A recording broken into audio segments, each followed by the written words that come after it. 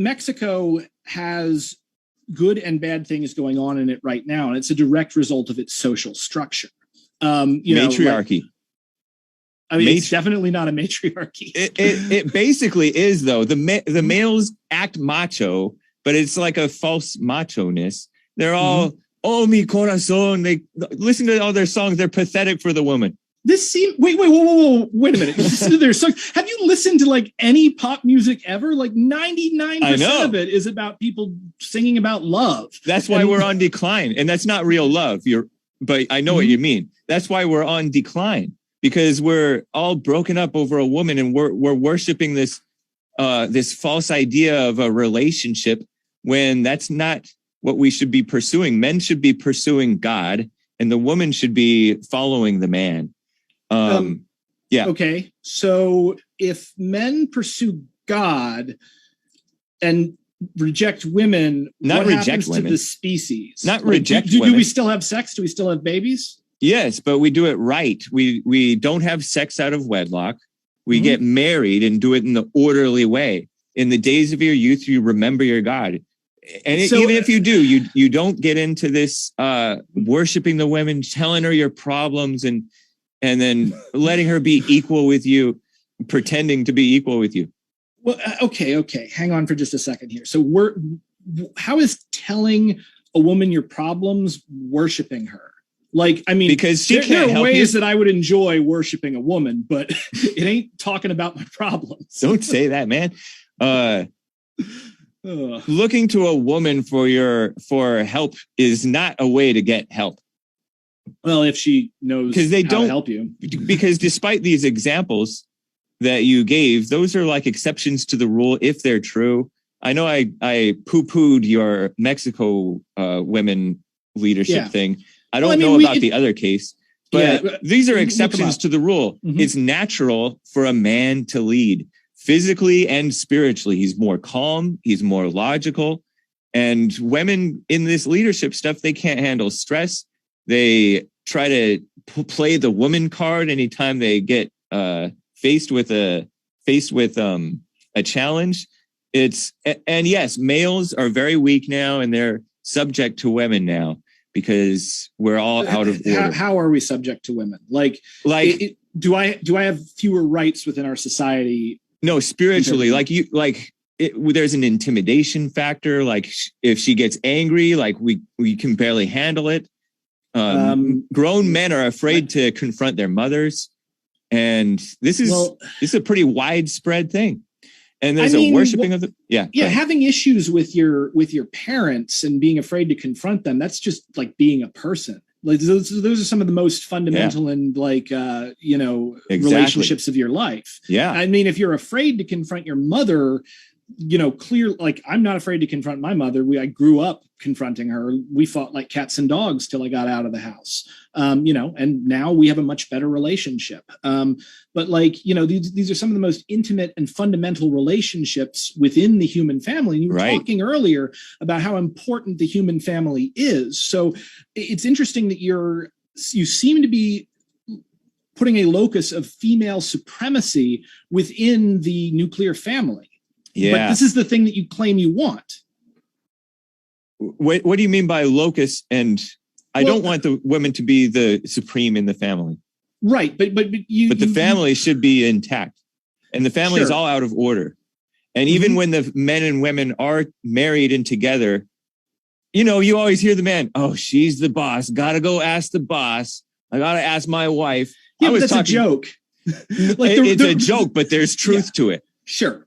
There's definitely truth to it, but also that's your partner. So obviously you don't want to just make decisions and screw around on your partner because if they aren't happy, you aren't happy.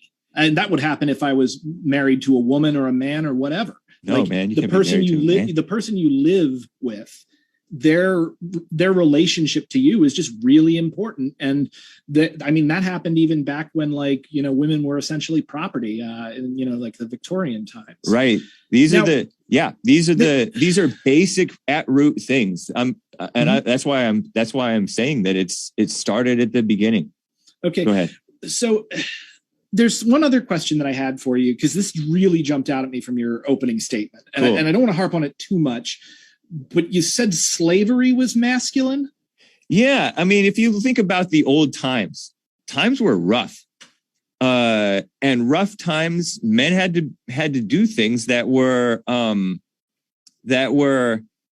seem horrifyingly evil. I don't know if you would call it evil, but to us, because it's kind of like watching a cop do his job. It may look brutal to us, but to the trained eye, they know what's appropriate. And so we're not used to seeing. We live this spoiled life, much easier life than the slave owners lived. And I don't know about that. Oh yeah. We live like kings today. Here's I've heard this point, usually from liberals, actually, where they're like, "Oh, I would rather be a pauper in today's society than a king, in medieval Europe." And I think it's actually kind of ridiculous and very disingenuous. First off, it always tends to come from somebody who's fairly high in the social hierarchy anyway, and then you add on to the fact that you have to understand, even having a lot of stuff doesn't necessarily make people happy and healthy. Right. The medieval serfs got 1/3 of the year off, and they did not work these long hour days. They only worked while the sun was up, because you got this issue, and the Catholic Church ran everything. There were lots of holidays where serfs had to be, So in a lot of ways, a medieval serf was actually had a better lot in life than the average American low-wage worker, because while they were, in a they didn't have technology and they were in a subordinate position, but they had a lot more freedom and security than the average American worker has. So I really don't feel like it was necessarily better in the past, even without our current technology. Now, medical technology, that changes a lot of things, because people live who otherwise wouldn't have, and that's really important. But I really think that people are too quick to praise our current civilization now in comparison to other past civilizations. I think it really depends on where your personal values are and where you fall within the social hierarchy. But you're making my point for me. It's so easy for us to sit back and judge, and it's so female too, and sit back and judge these slave owners as if we're so much better. Give me a break. We're killing babies by the hundreds of thousands every year. It used to be over a million every year. We're such moral people. And slavery, what's so wrong with this? Yeah, hang on. I don't think we're necessarily more moral than people in that time. There were people in that time who were exceptionally moral. Another one would be John Brown. No, man, that's a terrorist. That guy was not moral. He was a terrorist and a murderer. I mean, yes, but in this society that kept a whole race of people in bondage, not the whole race, not the whole race. Okay, a whole race within the society. I mean, but there were black slave owners, black freedmen. There were black politicians. There were a couple, but more than a couple. The exception does not. And prove the rule. And who cares? That's the reality of life. This is. There were honorable slave. The point is, it's so female to sit in judgment on that as. And when in reality, hang on. Yeah. You just said it's female to sit in judgment. Who sits in judgment in the Bible? Only God, is God a female? No, that's why it's so female to want to play God. Okay, Eve playing God. Hang on. Okay, I'm not convinced that Eve is playing God when she eats the fruit. But she wants to be equal with God. She wants the knowledge. I mean, I have to reread that story. If I thought it was good for you. Yeah. I mean, knowledge is usually good to obtain. Yes. Knowledge of good and evil, but not when it's banned from God. I mean, I kind of feel like that story has a lot in its subtext that isn't necessarily there. Why in the world would you're God? You know everything that's going to happen. You know that serpent is definitely going to come into that garden, and you know that Eve is definitely going to eat that apple. So why in the world do you keep the apple in the garden? Why don't you so that we could do it and fall, and then have this interesting life that we have now? Okay, so God's plan is for women to usurp his power on purpose. Right. Why? So that, I guess so that, I never understood this argument, but I've started to understand it a little bit. Maybe I don't totally grasp it. But when you allow evil in the world, by contrast, then you realize that there is evil and there is good. There isn't the Anchor Baby. Okay. The Anchor Baby's new show. Let me explain an example of this. One of my fellow hosts on Jesse Lee Peterson's network, Nicolas Gonzalez, Nick, he used to be an atheist, but he saw this attack on Trump and he used to join in on it, in the early days several years ago.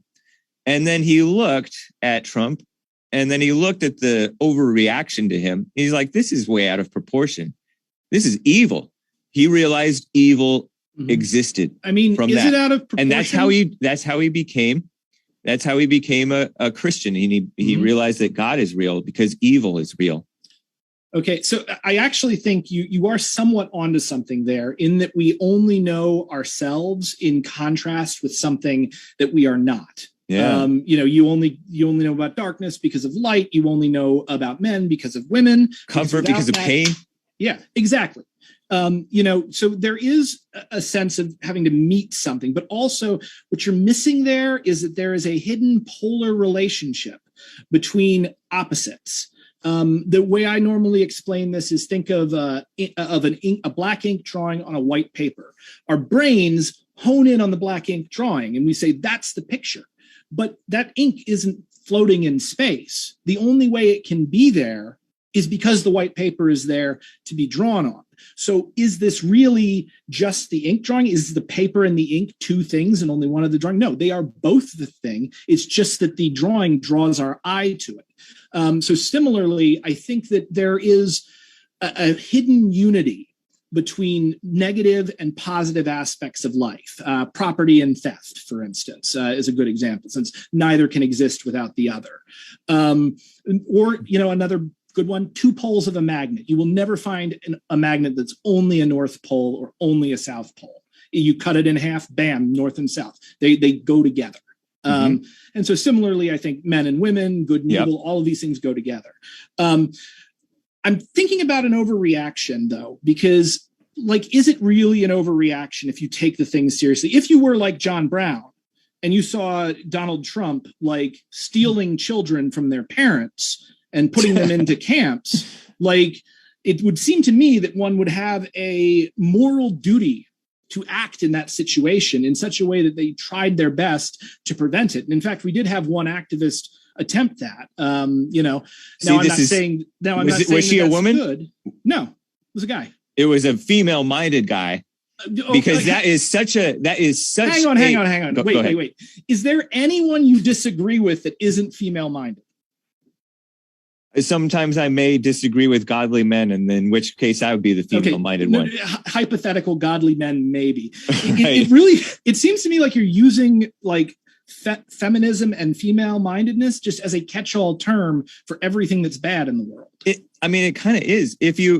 Because think about it, it's out of order for a woman to be leading or for a woman to be finagling doing the right thing, which is separating the illegals who are invading the country and protecting the children. Yes, invading. So someone coming here to work, crossing an imaginary line is the same thing as the freaking Russians shelling a nuclear power plant.